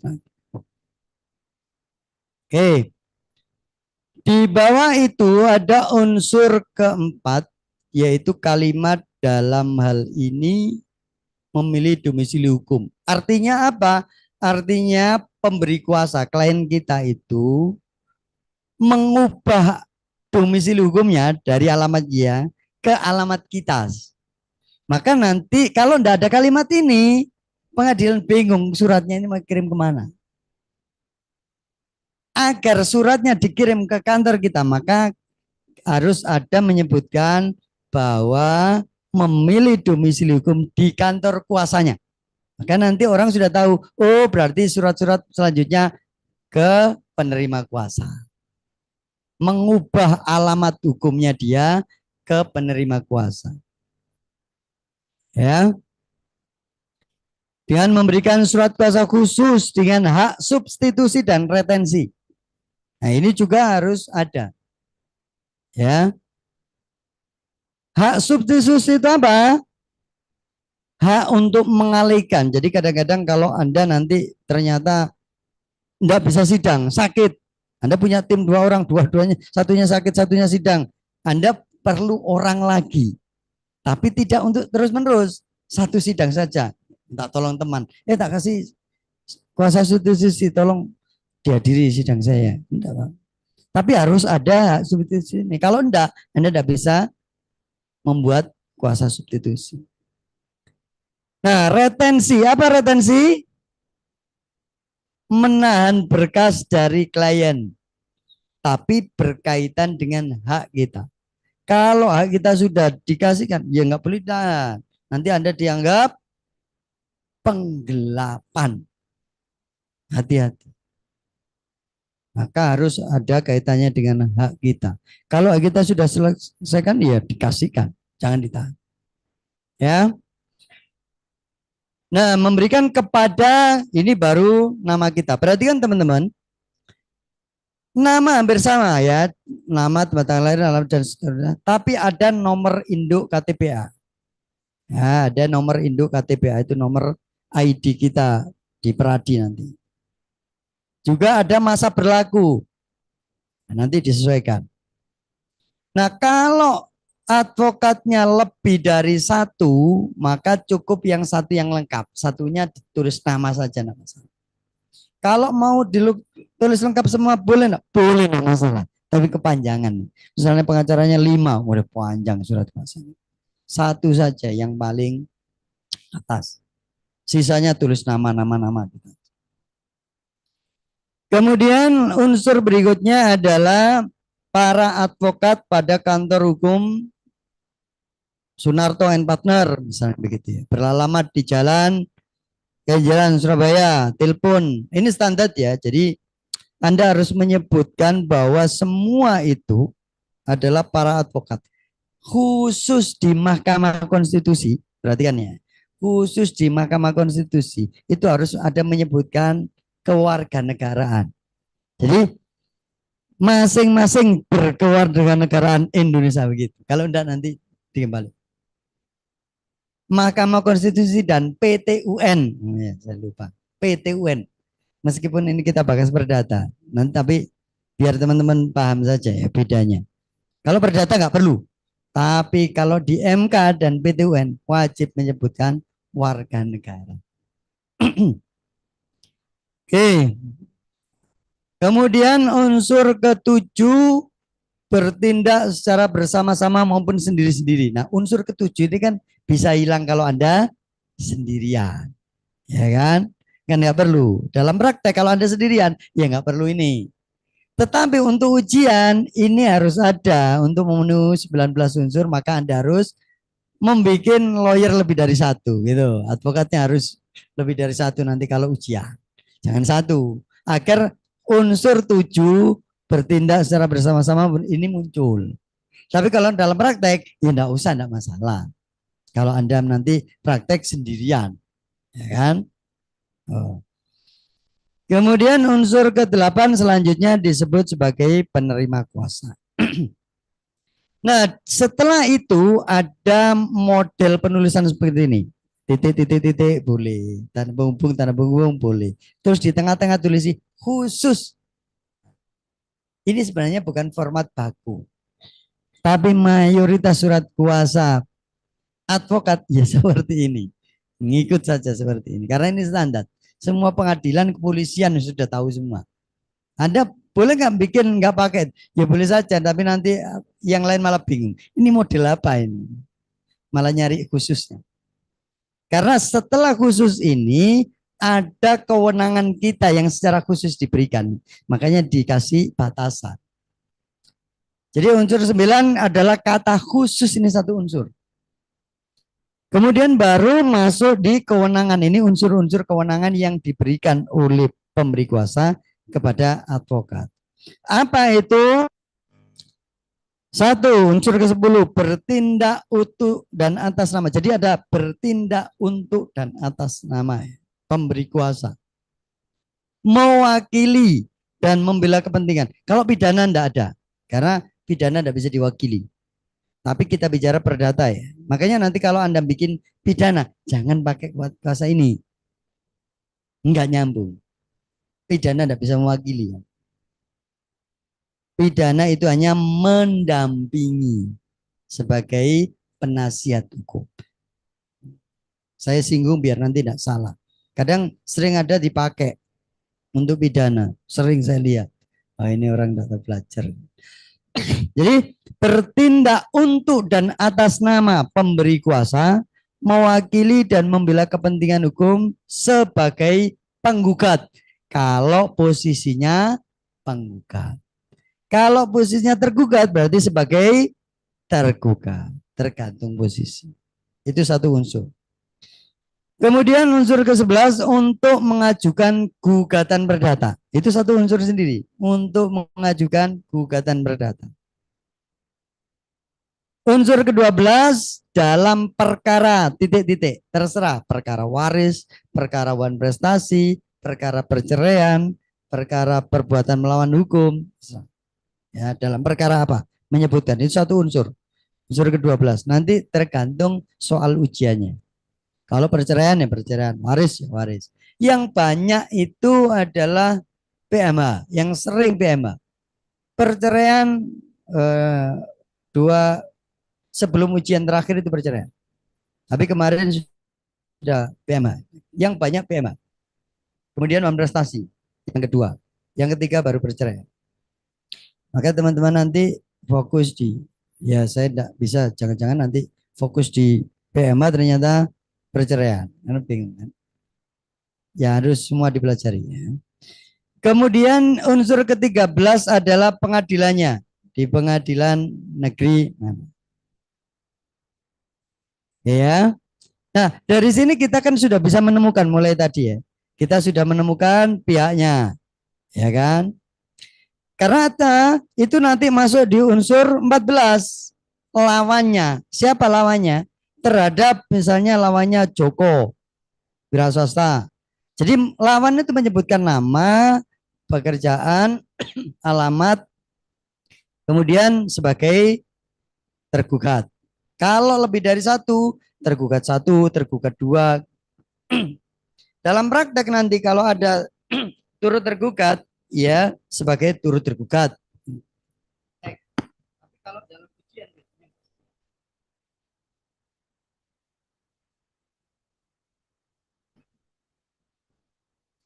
Oke, kita lanjut ya. Jadi kita sudah menemukan yang 4 tadi. Pertama para pihaknya. Para pihaknya itu ditaruh di mana? Pemberi kuasa sama lawannya. Ya kan? Kalau kita tidak menemukan, tidak bisa nulis. Yang kedua, kemudian objeknya. Nah, karena ini waris, maka objeknya warisan, kan? Kemudian perkaranya perkara waris. Ya. Kemudian pengadilannya pengadilan negeri. Karena ini nanti masuk di sini semua. Jadi Anda harus nyari 4 itu tadi sehingga bisa ngisi lebih mudah. Oh di pengadilan negeri Surabaya, perkara waris, lawannya Joko. Jadi Anda harus nemukan dulu. Anda kalau membaca kasus, itu temukan 4 itu dulu. Sehingga Anda tinggal nyemplung-nyemplung di surat kuasa. Oke ya. Nah sekarang unsur ke-15. Unsur ke-15 ini kan kelihatan banyak sekali. Unsur ke-15 ini kewenangan dari advokat ketika menjalankan perkara. Maka Anda cukup menghafal proses perkara. Nah, jangan dihafal tulisan saya ini, enggak. Nanti enggak hafal. Anda menghafal proses perkara. Perhatikan ya. Untuk itu penerima kuasa diberi hak dan wewenang untuk kalau Anda sebagai penggugat, proses pertama apa? Membuat gugatan kan. Yang kedua, setelah itu Anda ajukan ke pengadilan. Ya kan? Jadi ngapalnya gitu. Oh, saya penggugat. Pertama, saya membuat gugatan. Kemudian mengajukan gugatan. Setelah itu apa? Mengikuti persidangan. Membuat apa? Begitu masuk sidang, apa yang kita buat? Sebagai penggugat, surat menyurat dulu apa? Replik, ya kan? Gugatan kan kita sudah bikin kan? Nanti jawaban kan lawan. Berarti kita bikin replik. Setelah itu menyerahkan alat bukti, mengajukan saksi, ahli, nah segitu aja. Terus dihafal itu. Anda hafal prosedurnya, itu ditulis. Kalau tergugat juga begitu, mengajukan jawaban, kan gitu. Duplik, mengajukan alat bukti, saksi ahli. Anda hafal itu saja, prosesnya itu ditulis di bagian unsur 19. Ya, jangan dihafal ini, tidak hafal. Anda ingat poinnya saja. Oh, ini prosedur persidangan. Kalau penggugat berarti mengajukan gugatan, membuat gugatan, menandatangani gugatan, mengajukan gugatan, membuat apa? Replik, mengajukan alat bukti, mengajukan saksi, mengajukan ahli, meminta putusan, menerima putusan. Nah, semakin panjang semakin bagus. Itu ya. Nah, boleh juga ditambahkan mewakili pemberi kuasa dalam pembelaan di tingkat banding dan kasasi, boleh. Ditambahi boleh, enggak juga enggak masalah. Nah, enggak masalah, itu pilihan. Oke, itu saja. Ya, kalau selengkap ini juga boleh. Tapi prosedur persidangan itu saja Anda tulis, itu sudah cukup. 1.15. Diingat-ingat itu saja. Ya. Karena kalau dulu tak diingat-ingat itu malah bingung. Apa saja? Anda ingat-ingat prosedur persidangan saja. Itu sudah. Nah, kemudian yang terakhir di bagian penutup unsur 16. Nah, ini terserah kalimatnya. Demikian surat kuasa ini dibuat, berlaku sejak tanda tangan ini juga boleh. Kalimat-kalimat standar saja. Baru kemudian masuk di unsur ke-17. Ini unsur standar yang ada di surat kuasa. Jadi menyebutkan tempat dan tanggal surat kuasa dibuat. Misalnya Surabaya 10 Maret. Nah, gitu ya. Kemudian menyebutkan kedudukan di dalam surat kuasa, yaitu antara penerima kuasa advokat di sisi kiri dan pemberi kuasa klien di sisi kanan. Itu standar ya. Boleh nggak dibolak-balik? Enggak masalah sebenarnya, tapi Anda pakai yang standar saja. Karena ini formal bagus sudah. Advokat di sisi kiri, klien sisi kanan. Nah, kemudian setelah itu nama. Nah, perhatikan teman-teman.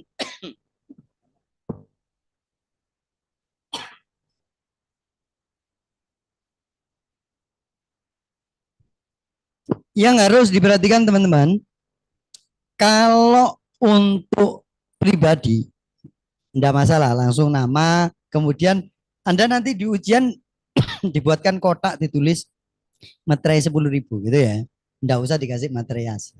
Kadang-kadang ada yang bawa materai, tempel. Itu ada ya. Tapi ya nggak apa-apa ya, bagus, bagus lah. Tapi kan eman 10.000 ya, bisa dipakai beli kopi. Tapi ya enggak apa-apa. Tapi Anda cukup dibuatkan kotak gitu ya, terus ditulis materai 10.000 itu juga sudah boleh. Itu harus ada ya. Nah, khusus untuk badan hukum Anda harus membuatkan seolah-olah ada stempelnya. Stempel. Ya, harus buat bulat stempelnya. Jadi kalau nanti kliennya itu badan hukum, selain materai tanda tangan klien juga ada stempelnya badan hukum. Harus dibuatkan. Kalau yang pribadi cukup materai saja digambar. Oke, sampai sini ada pertanyaan? Ada? Kita lanjut ya. Kita langsung di gugatan. Ini surat kuasa ya. Surat kuasa. Ya, teman-teman, saya ingin menyampaikan surat kuasa itu ada dua macam di gugatan perdata. Yang pertama adalah surat kuasa gugatan. Baik sebagai penggugat maupun sebagai tergugat. Yang kedua adalah surat kuasa khusus mediasi. Modelnya seperti ini. Ini kebetulan saya diminta mewakili PBNU. Dulu zamannya Ma'ruf Amin, mantan Wapres, masih jadi. Nah, ketika membuat surat kuasa khusus mediasi, itu nggak bisa digabung dengan surat kuasa gugatan. Harus sendiri-sendiri. Nah, ketika membuat surat kuasa mediasi, itu harus menyebutkan alasan kenapa prinsipal tidak hadir. Karena biasanya diminta harus hadir. Kecuali memang ada alasan. Salah satu alasannya adalah sibuk. Nah, sibuk itu biasanya harus jelas. Sakit itu boleh, harus ada surat sakit dari dokter. Sibuk itu harus jelas. Misalnya ketua PBNU, ketua PB Muhammadiyah misalnya sibuk. Atau wakil presiden, gubernur kan susah hadir kan. Boleh membuat surat kuasa mediasi. Harus menyebutkan alasannya kenapa tidak hadir. Yang kedua menyebutkan nomornya, nomor perkaranya. Kemudian juga pengadilannya. Tuh ya. Tapi format secara umum hampir sama dengan yang tadi. Cuma ini lebih sederhana saja. Jadi ini dibuat ketika proses persidangan sudah memasuki masa mediasi. Jadi nggak boleh dibuat dulu, Anda boleh. Anda buat ketika sudah masuk sidang pertama. Nanti begitu sidang pertama, Anda akan ditanyai oleh hakim. Anda diminta untuk melakukan penyelesaian melalui mediasi dulu. Ditanyai, Anda sudah punya mediator atau belum? Nah, biasanya para pihak menyerahkan ke hakim karena gratis. Saya kebetulan mediator non hakim di Pengadilan Negeri Surabaya sama Gresik. Kalau Anda masuk ruang mediasi, itu ada foto saya dan nama saya di Pengadilan Negeri Surabaya sama Gresik. Karena saya mediator non hakim. Mediator yang dimintai pengadilan untuk membantu ketika hakim tidak mampu karena mungkin banyak perkara dan sebagainya. Oke, ada yang tanya? Yes. Ya. Ya, ada yang tanya, silakan Mbak Mas Viko. Oh iya, Mas Viko. Silakan langsung. Udah keluar suara.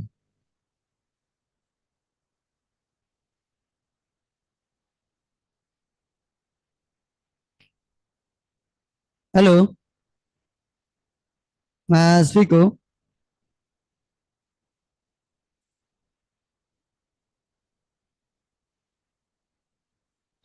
Atau masih mute ya? Coba dicek. Anda kita lanjut ya. Nanti mungkin ya. Hey, karena tinggal 15 menit ini, saya masuk gugatan ya. Teman-teman kita langsung masuk gugatan. Saya langsung saja pada, karena tadi pasti sudah dijelaskan oleh pemateri sebelumnya, Mas Kansam.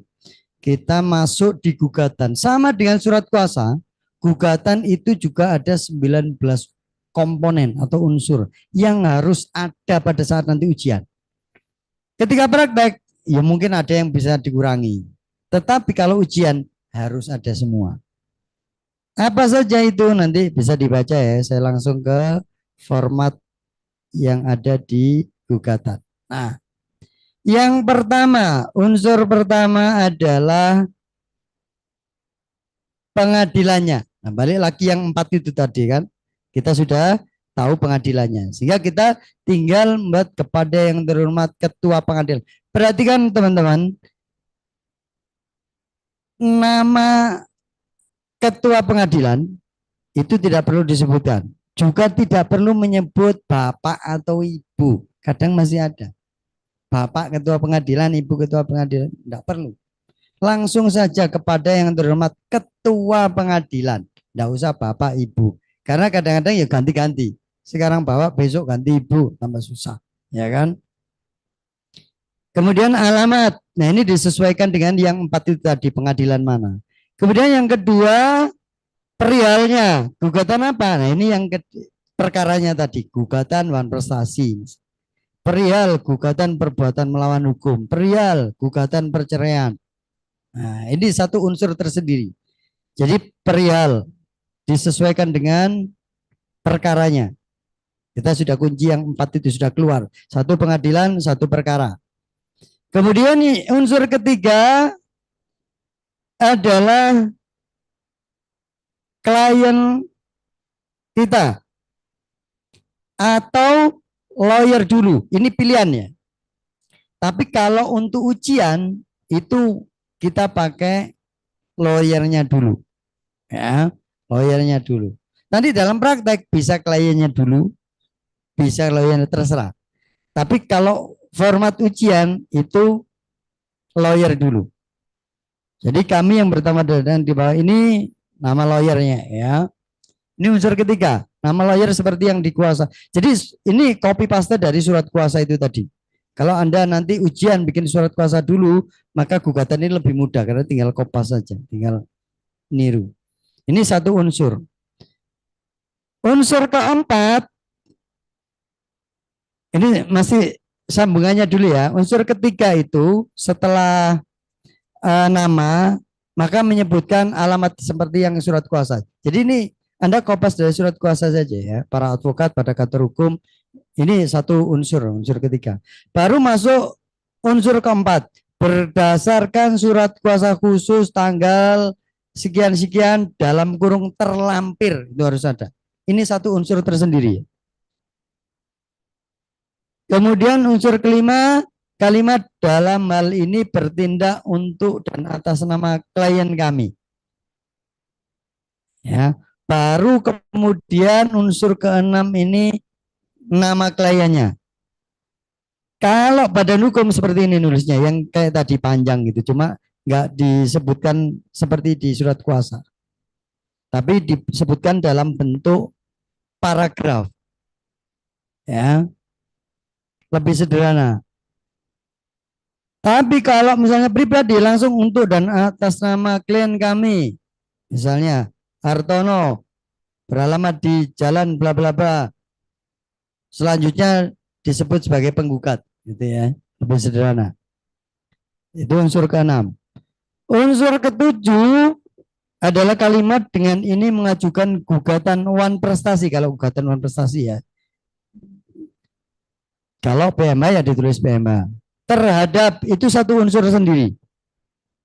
Baru unsur ke-8 itu para pihaknya. Ini masih mudah karena Anda tinggal kopas dari surat kuasa. Nggak perlu mikir. Ngikuti saja. Setelah itu unsur ke-9. Nah, unsur ke-9 ini baru teman-teman mikir. Karena ini adalah alasan ya. Jadi 9, 10 alasan. Yang 9 itu kalimat pembuka. Adapun alasan-alasan dan dasar gugatan sebagai berikut. Atau Anda pakai kalimat yang lain. Sedangkan alasan-alasan gugatan ini adalah sebagai berikut. Terserah. Tidak ada kalimat baku. Anda jangan menghafal kalimat yang saya buat. Pokoknya ini kalimat pembuka sebelum Anda menceritakan perkara. Terserah adapun meski atau selanjutnya alasan-alasan adalah sebagai berikut, itu juga ada masalah. Yang penting ada kalimat pembuka, ya. Jangan diingat-ingat kalimat saya, nanti pusing waktu ujian. Yang penting ada kalimat pembuka, unsur 9 kalimat pembuka. Baru unsur ke-10 ini adalah posita. Tahu posita ya? Apa posita? Alasan-alasan gugatan. Nah, di posita ini Anda menceritakan alasan gugatan. Berarti kan untuk di bagian posita itu setidaknya harus ada pertama menyebutkan kedudukan hukum para pihak, hubungan hukum para pihak. Misalnya kalau jual beli bahwa penggugat adalah pemilik bla bla bla misalnya. Ya, bahwa tergugat telah membayar tapi tidak diberikan tanahnya. Nah, misalnya gitu. Jadi Anda harus runtut kronologinya. Kalau misalnya kasus jual beli tadi ya, kasus jual beli, itu Anda merangkai dari hubungan hukum dulu. Bahwa antara penggugat dan tergugat telah melakukan jual beli tanah bla bla bla bla tanggal sekian. Bahwa penggugat telah membayar uang sekian lunas. Bahwa tapi tergugat tidak menyerahkan. Nah, ya kan? Bahwa dengan demikian tergugat telah melakukan perbuatan bahan prestasi. Nah, karena itu maka penggugat mengalami kerugian. Nah, gitu kan? Nah, begitu ceritanya begitu. Jadi dari hubungan hukum dulu, setelah itu menceritakan perbuatan dari tergugat. Nah, runtutannya begitu. Selanjutnya setelah menceritakan perbuatan tergugat yang salah itu, Anda ceritakan kerugiannya penggugat. Baru meminta. Minta apa? Minta ganti rugi, minta tanahnya dikembalikan, dan sebagainya. Bisa dipahami? Jadi urutannya sistematisnya begitu. Tidak usah ngapal tulisan saya. Anda punya perkara, urutannya begitu. Menceritakan hubungan hukum dulu. Setelah itu menceritakan kesalahan tergugat. Setelah itu menyebutkan kerugian penggugat, ya, baru permintaan. Apa mintanya? Sudah isinya posita itu, ya. Nah itu di unsur ke-10. Nah kemudian di unsur ke-11 ini kerugiannya ya, akibat ini masuk yang itu tadi ya, kerugiannya berapa? Ya, Anda mengalami kerugian. Nah, unsur ke-12 ini sebenarnya kalau di dalam praktek tidak perlu, tidak masalah. Tapi di dalam ujian harus muncul. Unsur ke-12 ini adalah permintaan lebih dahulu. Ya. Misalnya untuk dilakukan penghentian, untuk minta sita jaminan dan sebagainya. Itu masuk di unsur 12, 13. Di dalam praktek enggak masalah. Enggak minta sita ya enggak masalah, minta sita enggak masalah. Enggak minta untuk penghentian dulu juga enggak masalah, minta yang masalah. Minta penghentian ini begini, misalnya tanah itu tanah sengketa, agar kerugiannya penggugat tidak semakin besar maka minta agar tanah itu di status quo, misalnya gitu loh. Siapapun tidak boleh di situ, misalnya. Itu permintaan untuk menghentikan semua kegiatan yang ada di situ. Atau juga meminta sita jaminan. Sita jaminan itu juga tidak wajib diminta, boleh nggak diminta. Tetapi kalau nanti Anda jawab ujian itu harus ada. Jadi unsur 12, 13 ini di dalam praktek tidak harus ada, di ujian wajib ada. Minta apa? Penghentian kegiatan di area sengketa dan juga minta sita jaminan. Itu untuk perkara yang diujikan ya. Kemudian juga ada tambahan-tambahan ini juga nggak perlu nanti ya. Tapi kalau ditambahkan juga tidak masalah di dalam praktek. Misalnya minta membayar uang paksa, putusan setelah merta, itu standar dalam praktek. Tapi kalau ujian nanti tidak usah, biar tidak menghabiskan waktu. Tidak usah, tidak apa-apa. Nanti kalau dalam praktek saja. Baru kemudian kalimat pembuka petitum. Berdasarkan alasan di atas, maka penggugat mohon diputus sebagai berikut. Misalnya begitu saja, tidak masalah. Ya, tidak perlu sesuai kalimat. Kalimat saya ini kalimat yang bagus yang sering saya pakai. Tapi Anda tidak usah ngikut juga tidak apa-apa. Gitu. Misalnya berdasarkan alasan-alasan di atas, penggugat mohon diputus sebagai berikut. Ini tidak masalah. Sudah cukup. Ya, yang penting kalimat pembuka. Unsur ke-15 provisi. Nah, permintaan menghentikan itu tadi namanya provisi. Ya. Jadi dalam provisi memerintahkan tergugat untuk menghentikan kegiatan di dalam objek perjanjian, objek sengketa misalnya, tidak masalah. Ya. Kemudian baru kedua petitum utama atau dalam pokok perkara. Jadi ada dalam provisi, ada dalam pokok perkara. Nah, perhatikan teman-teman di unsur 16 di dalam petitum itu ada hal yang tidak boleh, tidak ada. Satu, yang pertama adalah mengabulkan gugatan untuk seluruhnya, itu wajib ada. Yang kedua, kalimat terakhir menghukum tergugat untuk membayar biaya, itu standar. Semua harus ada. Kalimat pertama dan kalimat terakhir itu harus ada. Pertama mengabulkan gugatan seluruhnya, terakhir menghukum tergugat untuk membayar biaya. Baru yang di nomor 2 sampai nomor 7 itu ngikuti polanya posita. Ya, misalnya kalau uang prestasi, Anda harus minta menyatakan perjanjian jual beli sah atau menyatakan akta jual beli sah. Nah, itu juga enggak apa. Yang kedua, kalau sita menyatakan sita berharga sah, itu juga enggak masalah. Kalau Anda minta sita ya. Kemudian menyatakan, baru perbuatan, menyatakan tergugat melakukan bahan prestasi. Menghukum tergugat untuk menyerahkan tanah. Menghukum tergugat membayar ganti rugi. Nah, situ ngikuti pola. Jadi yang penting yang pertama harus ada mengabulkan gugatan seluruhnya. Yang terakhir menghukum tergugat untuk membayar biaya perkara itu. Yang tengah-tengah ngikuti positanya. Setelah itu baru unsur 17 ini unsur ex acquet bono. Ini standar.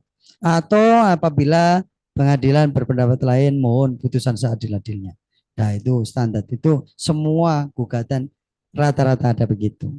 Nah, itu diingat-ingat aja. Unsur 18 adalah tempat dan tanggal gugatan dibuat, dan unsur 19 adalah kedudukan dari lawyer sebagai kuasa hukum penggugat dan nama ditandatangani. Sudah, saya kira itu cukup. Ya, teman-teman ada pertanyaan? Tadi jadi nggak pertanyaan? Memang waktu ya, karena waktu jadi saya agak cepat. Tapi nanti sebelum ujian, nanti ada tryout, nanti ketemu saya lagi. Nanti akan saya breakdown lebih jelas. Karena nanti saya hanya membahas surat kuasa dan gugatan saja, nggak bahas yang lain. Ya teman-teman nanti bisa, saya berharap begitu ujian masih nempel di kepala. Karena itu memang tidak mudah. Agak menghafal juga itu yang jadi masalah. Saya kira itu teman-teman. Terima kasih atensinya, mudah-mudahan bermanfaat. Saya doakan nanti kalau ikut ujian lulus semua. Ya. Sekali lagi terima kasih atensinya. Mohon maaf atas segala. Saya akhiri. Assalamualaikum warahmatullahi wabarakatuh. Saya kembalikan ke moderator. Ya, itu tadi adalah pemaparan materi mengenai hukum acara perdata bersama dengan Bapak Dr. Zamroni. Mungkin bisa diberi tepuk tangan terlebih dahulu, teman-teman. Waktunya pas sekali, tersisa 1 menit. Mungkin Bapak sebelum ditutup ada kata-kata singkat dari ini untuk teman-teman pelak untuk mengikuti ujian. Ada kata-kata yang, jadi teman-teman, jadi lawyer itu tujuannya jangan uang. Ya. Lawyer itu tugas utamanya adalah membela kepentingan klien. Uang itu akan mengikuti. Ini beneran, ini pengalaman saya. Anda perhatikan ini kebetulan saya kemarin tahun 2024 itu jadi petugas haji. Saya itu nggak pernah, saya dulu tuh nggak percaya orang haji nggak pakai biaya itu nggak percaya.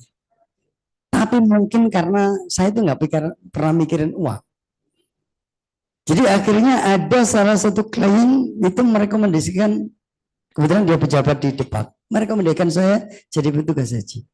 Saya berangkat haji gratis, pulangnya dikasih 50 juta. Bayangkan. Makanya saya berharap teman-teman kalau nanti jadi lawyer, jangan hanya berpikir pada uang. Uang itu ngikuti. Anda kerjakan dengan serius, membela kepentingan klien. Nanti Tuhan sendiri yang akan memberikan kita. Tetap semangat, mudah-mudahan sukses semua. Saya kira kembali lagi. Assalamualaikum warahmatullahi wabarakatuh.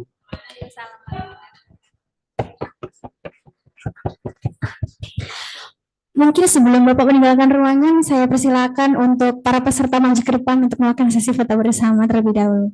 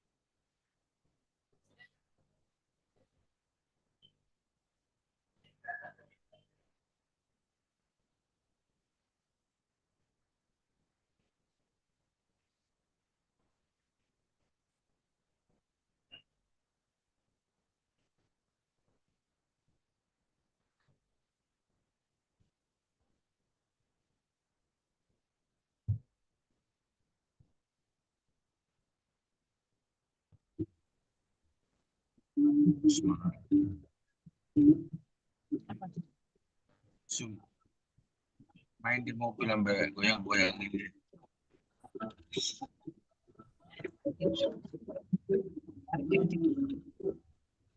Sebelah telepon kira dan saya komunikasi.